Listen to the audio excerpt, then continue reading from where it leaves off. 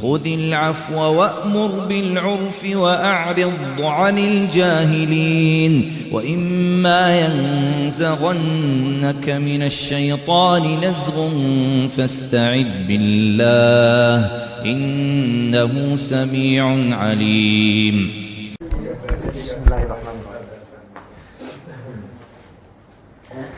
Masalah jahiliyah kelima, mencontoh orang berilmu yang fasik atau ahli ibadah yang jahil.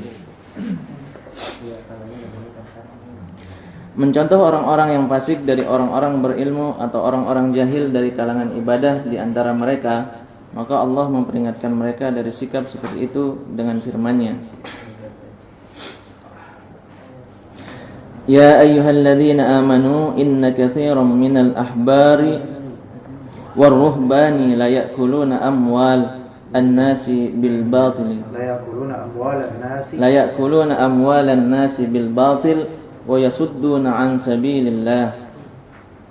Hai orang-orang yang beriman, sesungguhnya sebagian besar dari orang-orang alim Yahudi dan rahib-rahib Nasrani benar-benar memakan harta orang dengan jalan yang batil, dan mereka menghalang-halangi manusia dari jalan Allah. At-Taubah ayat 34. Dan Allah Ta'ala berfirman, Qul ya ahlal kitabi la taghlu fi dinikum ghairal haqqi wa la tattabi'u ahwa'a qaumin qad dhallu min qablu wa adallu.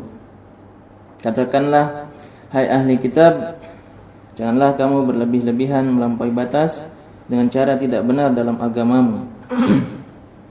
Dan janganlah kamu mengikuti hawa nafsu orang-orang yang telah sesat dahulunya sebelum kedatangan Muhammad, dan mereka telah menyesatkan kebanyakan manusia dan mereka tersesat dari jalan yang lurus. Al-Maidah ayat 77. Dan banyak lagi ayat-ayat lainnya yang menegaskan tentang batilnya mencontoh orang-orang fasik dan para pengikut kesesatan. Dan sikap seperti ini adalah sikap beragama orang-orang jahiliyah dengan berbagai kelompok mereka yang bengkok atau menyimpang. Oke, bismillah. Di sini mencontoh alim tapi fasik dan abid tapi jahil. Dua-duanya itu salah tempat. Alim tapi fasik yaitu alim yang tidak mengamalkan ilmunya. Tapi ya, semua dari kita, tidak semua ilmu yang kita punya kita amalkan. Maksudnya di sini dia tahu ilmu banyak, tapi banyak dari ilmunya tidak diamalkan. Dari kewajiban tidak diamalkan. Atau dia beribadah namun aslinya dia tidak tahu tata cara ibadah yang benar. Dan alim yang fasik ini yang dalam surat Al-Fatihah al-maghdub alaihim, yaitu orang-orang Yahudi mayoritasnya. Kemudian abid yang jahil itu dhallun, orang-orang yang sesat. Iya. Jadi mencontoh mereka, kalau misalnya kita punya seorang guru menimba ilmu agama padanya, namun walaupun dia berilmu tapi fasik, maka ini dilarang, termasuk masalah jahiliyah. Atau kita mengikuti ibadah lewat tradisi yang mana tradisi sekitar orang-orangnya yang melakukan itu, mereka tidak punya pengetahuan tentang tata cara ibadah yang benar, maka ini juga termasuk masalah jahiliyah. Jadi dituntut kita ini benar-benar kalau mau mencontohlah pada orang berilmu yang juga dia beribadah dengan ilmunya tersebut. Ya. Apakah ini perfeksionis? Ya nggak apa-apa, masalah agama perfeksionis ya nggak masalah. Malah yang masalah itu kalau kita longgar sekali dalam hal-hal semacam ini sehingga kita sesat atau bisa menyesatkan orang lain.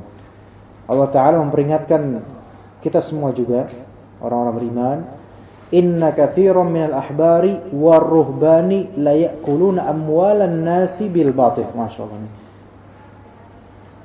Katsir sebagian besar dari ahbar. Ahbar, kalau kita tahu hibr itu artinya apa? Yang tahu hibr? Tinta. Ya kan? Orang-orang Yahudi ini berilmu, baca kitab dan seterusnya. Alim mereka itu. Tapi fasik. Bahkan kafir. Dan juga rahib-rahib Nasrani. Ruhban artinya berruhban. Ruhban artinya takut. Ruhban artinya takut. Pakai hak, bukan pakai hak. Kalau marhaban itu artinya penyambutan. Ini ruhban. Ruhban itu orang yang takut. Maksudnya orang Nasrani, para ahli ibadah. Mereka takut kepada Allah, cuman mereka tidak punya ilmu tata caranya, itu nggak punya. Jadi dua-dua ini menyimpang nih, yang alim namun tidak mengamalkan, dan yang jahil namun malah mengamalkan. Jadi dua-duanya menyimpang. Nah, kedua-duanya ini memakan harta orang dengan jalan yang batil. Dua-duanya, Yahudi maupun Nasrani. Dan mereka yasudduna an sabilillah, menghalang-halangi manusia dari jalan Allah, dari kebenaran. Kemudian Allah Ta'ala juga disebutkan di sini berfirman, wahai ahli kitab, la taghlu fi dinikum ghairal haqq. Jangan kalian berbuat ghulu, berlebih-lebihan. Jadi kalau istilah sekarang lebay, itu udah ada larangannya dalam agama. Al-ghulu itu dilarang dalam agama, terutama jika ghulu permasalahan akidah. Ghulu permasalahan akidah, misalnya seorang yang mengadopsi pemikiran Khawarij bahkan, atau mengadopsi pemikiran Mu'tazilah, itu semua ghulu dan berlebihan dalam masalah akidah. Wala tattabi'u ahwa'a qaumin qad dhallu min qabl wa adallu. Jangan kalian mengikuti ahwa, yaitu hawa-hawa nafsu. Hawa nafsu itu biasanya itu memang berasal dari yang namanya pikiran, ideologi, ya. Jangan kalian mengikuti ideologi sesat, ideologi menyimpang, itu hawa nafsu di sini maksudnya. Jadi hawa nafsu di sini tidak dimaksudkan syahwat, beda.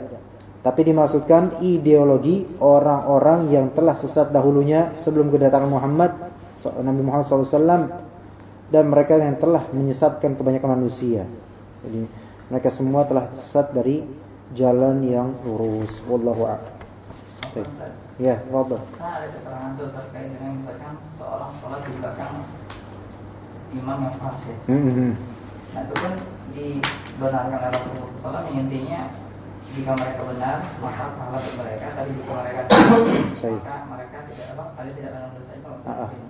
Ini bukan berarti kita memang sebenarnya boleh mencontoh seseorang sekalipun disebut fasik, selama yang kita contoh itu kebaikannya gitu. Bangun itu, sampingnya itu bangun. Ya. Taib, dalam hal ini kalau untuk masalah imamah itu bukan dalam masalah mencari ilmu atau mencari prinsip, tapi imamah ini beda lagi masalahnya. Kalau imamah itu walaupun dia fasik dalam teologi Ahlus Sunnah wal Jamaah dan kita semua itu, adapun imam yang fasik, imam salat ya, maka tidak dipersyaratkan seorang imam itu harus tidak fasik. Bukan syarat sah salat, dan bukan kewajiban untuk bukan juga kewajiban untuk menghindari imam yang seperti ini. Tapi yang lebih baik tentu kita mencari imam, karena imam salat banyak di dunia ini, di tempat kita. Tidak di ya. Dengan hal tersebut terkait dengan hal ini, karena kalau misalkan seperti ini adanya, wallahualam apakah kita sendiri sudah terhindar dari kefasikan atau tidak, itu saja. Yeah. Silakan kita kan minta memberikan ilmu kepada orang lain. Iya. Kita nggak boleh ngajar mereka kan. Mencontoh di sini mencontoh dalam segi agama. Mencontoh dari segi agama. Kalau misalnya kita bilang apakah kita fasik, kita tidak bisa memutlakkan pertanyaan itu. Kalau kita bilang diri kita fasik, ya mau gimana terus kan? Kalau kita bilang kita tidak fasik juga tidak bisa kita katakan gitu. Jadi untuk penilaian terhadap diri sendiri fasik atau tidak itu bukan permasalahan utama, tapi bagaimana kita benar-benar menghindari itu. Kemudian kalau untuk imam itu tidak bisa dikiaskan dengan yang lainnya. Adapun imam itu jelas para ulama Ahlus Sunnah wal Jamaah sudah mengatakan tidak masalah berimam dengan orang-orang itu, karena imam kita tidak mengambil ilmu dari imam itu, gitu loh. Kita hanya mengikuti gerakan saja. Bahkan imam itu dia membaca Al-Fatihah atau enggak dalam sirnya itu bukan urusan kita. Ini jangan bicara sama Mas Ghazali. Gitu. Iya. Itu tidak ada kaitan dengan. Nah, kemudian juga ini tidak secara mutlak mengambil ilmu dari yang fasik. Karena fasik mungkin saja seseorang itu menyimpang di salah satu bagian agama, namun dia bagus di agama yang lain. Astagfirullahaladzim. Bagus di permasalahan yang lain. Misal dia fasik dalam mungkin masalah sholatnya kurang khusyuk, atau kadang main-main sholatnya, atau gimana. Tapi dari segi misalnya tentang bahasa Arab dia bagus, maka ini beda konteks. Tapi tentu yang terbaik adalah kita mencari yang lebih baik dari itu. Permasalahan ini tidak sesimpel yang dikaidahkan, tetapi tetap yang namanya kaidah adalah kaidah. Kita berusaha menerapkan semampunya. Ya, begitu. Ini masalah nggak simpel memang, penjabarnya panjang kan. Kalau mau dijabar-jabarkan, anak pun belum tentu mampu menjabarkan sampai sepanjang-panjangnya. Tapi asal dari kaidah, asalnya kita tidak menimba ilmu dari orang yang alim namun fasik, dan kita tidak mencontoh ibadah dari orang yang beribadah namun tidak tahu caranya. Asal, kaidah asal. Adapun fara'nya dari realita itu banyak sekali cabangnya. Wallahu a'lam. Ya, mudah-mudahan bisa dimaklumi ya Kang ya. Ya, hampir sejenis itu. Jadi saya dulu waktu itu sempat dengar waktu di kajian, kalau nggak salah kitabnya itu Al-Firqatun Najiyah, di bab terakhir itu dijelaskan bahwa kita tidak boleh taklid buta sama menolak kebenaran. Dan di sana untuk menolak kebenaran itu diceritakan bahwa dulu sempat ada sahabat atau apa itu yang sempat melakukan kesalahan, kemudian dijelek-jelekan sama, disalah-salahkan sama orang fasik itu, kemudian lapor ke Rasulullah, dan ternyata Rasulullah membenarkan bahwa yang dilakukan itu memang salah, dalam artian berarti kita juga apakah kita memang harus benar-benar menolak yang dari orang fasik itu, atau mungkin memang ada sebagian yang juga bisa diambil dari orang fasik itu? Ya, sebagian hal. Jadi gini, kata Syekhul Islam misalnya, kebenaran dari manapun dia datang, walaupun dari orang kafir, selama itu benar maka terimalah kebenaran itu. Tetapi bedakan antara menerima kebenaran dengan mencari kebenaran. Kita tidak bisa, mungkin menerima kebenaran dari orang yang mungkin menyimpang dari Islam, bahkan dari orang kafir. Ada kebenaran, mungkin berkata benar, kita bilang oh ini benar. Namun urusan mencari kebenaran, kita tidak bisa, asalnya tidak bisa dari orang-orang yang menyimpang dari kebenaran. Jadi dibedakan antara mencari kebenaran, menggalinya, dengan menerima. Dan menerima itu pun kadang-kadang bukan karena kita cari, tapi karena ya kebetulan dia ngomong benar, maka kita benerin, dan gak boleh kita tolak gitu kebenaran itu. Apun kalau kita tolak mentang-mentang dia mungkin beda manhaj, atau beda partai, atau beda baju, atau beda gimana, maka ini justru masuk ke dalam kalimat Rasul, ancaman al-kibru batarul haq, yaitu menolak kebenaran. Menolak kebenaran. Jadi menolak kebenaran di sini ya baik untuk kelompok sendiri atau kelompok lain. Dan menerima kebenaran itu tidak mesti di kelompok sendiri.